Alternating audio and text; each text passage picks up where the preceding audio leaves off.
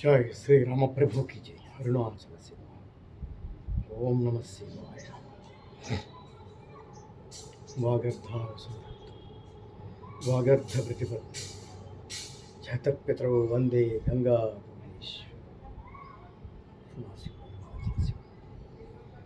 ओम नमः शिवाय।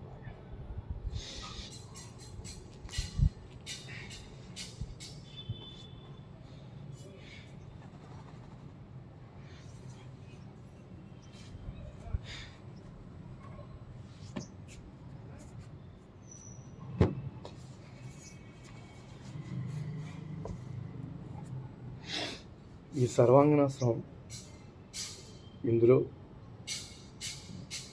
5 minutes ఉండగలిగితే చాలా గ్రేట్, చాలా గొప్ప. 4-5 minutes నేను ఉన్నాను, ఫ్రీ పాస్లో ఉన్నాను.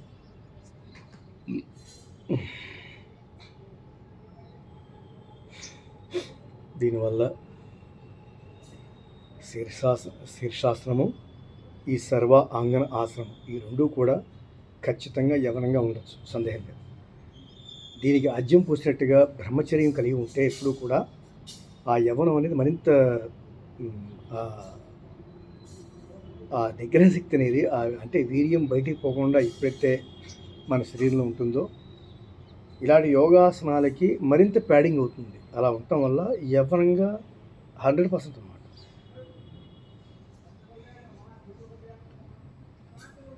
శక్తి వేరే డిఫరెంట్గా ఉంటుంది. స్ఖలించిన దానికి స్ఖలించకుండా ఉన్న మనిషికి వేరియేషన్స్ చాలా తేడా ఉంటుంది, అంత తేడా ఉంటుంది. ఆ శక్తి different. It's really god power. దాన్ని వర్ణించడం. చిన్న ఉదాహరణ చెప్తాను.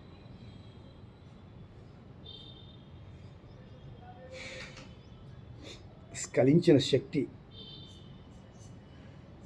నాకు తెలిసి సృష్టిలో ఎవరూ లేరు, స్త్రీలు కావచ్చు పురుషులు కావచ్చు. స్ఖలించిన శక్తి, దాని శక్తి ఇంత అంత అని కొలవలేము.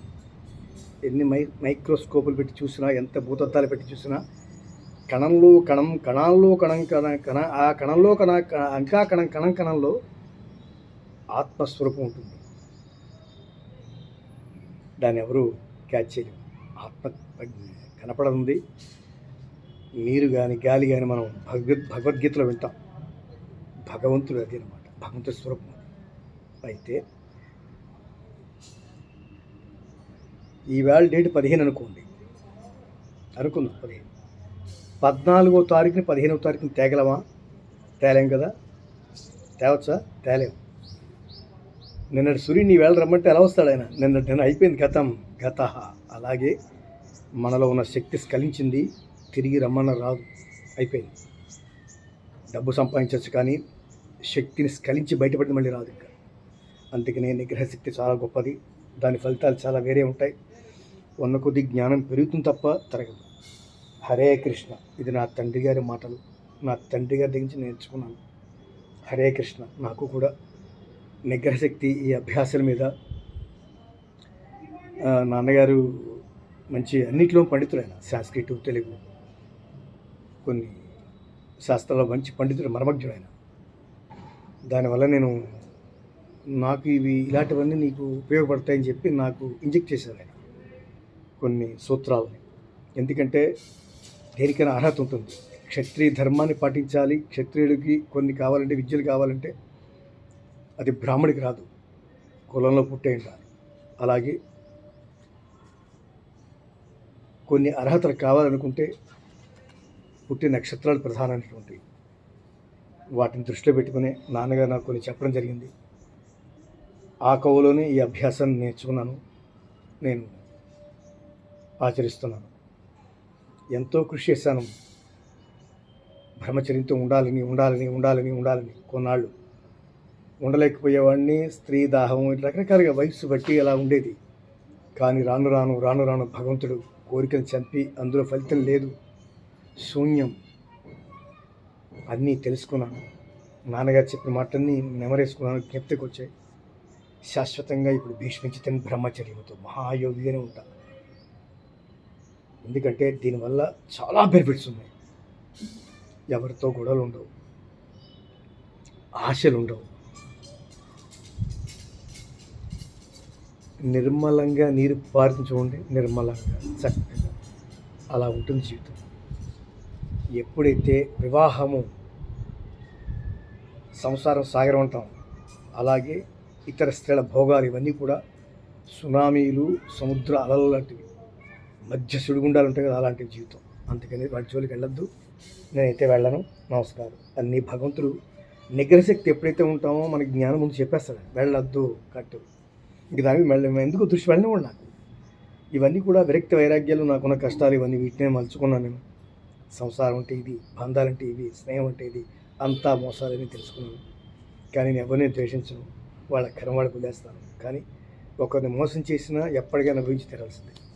ఇది చెప్తున్నా. Hare Krishna. Okay my friends, నిగ్రహశక్తి కలిగి శాకాహారం తిని ఇలాంటి అభ్యాసాలు చేస్తే తినగా చేదు కూడా తీపి అయిపోతుంది. వేపలో మీరు డైలీ తొంగుతున్నాను, డైలీ ఒకరోజు సాధుగా ఉంటూ ఒక రోజు అలా వికారంగా, 3 రోజు 4 రోజు అలా వికారం, 10 రోజులు పోయిన తర్వాత మీలో ఫేస్ ఫీలింగ్స్ ఉండవు. డైలీ తొంగుతున్నాం కదా అన్నటువంటి దాని ధ్యాసే ఉండదు. వేప పొలాన్ని మీకు తెలియదు. అలాంటి ఈ అభ్యాసాలు కూడా ఇంతే.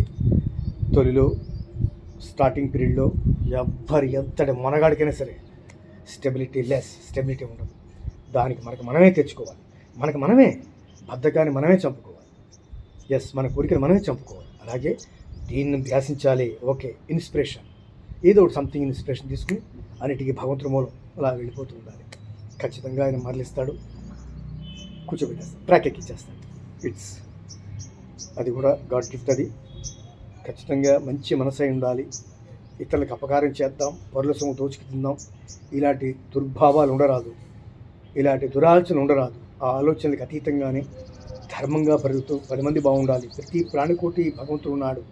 యాదేవి సర్వభూతేషు శక్తి రూపేణ సంస్థిత. నమస్తస్యై నమస్తు. శక్తి అంటే ప్రాణం, ప్రాణం అంటే భగవంతుడు. మనలో ప్రాణం పోతే భగవంతుడు పోయినట్లు లెక్క. మనలో జీవాత్మకి పరమాత్మ అండగా ఉన్నాడు కాబట్టి డొక్కకి ఈ శరీరం ఉంది. ఆయన ఎప్పుడైతే వెళ్ళిపోతాడో మన నుంచి మరణం.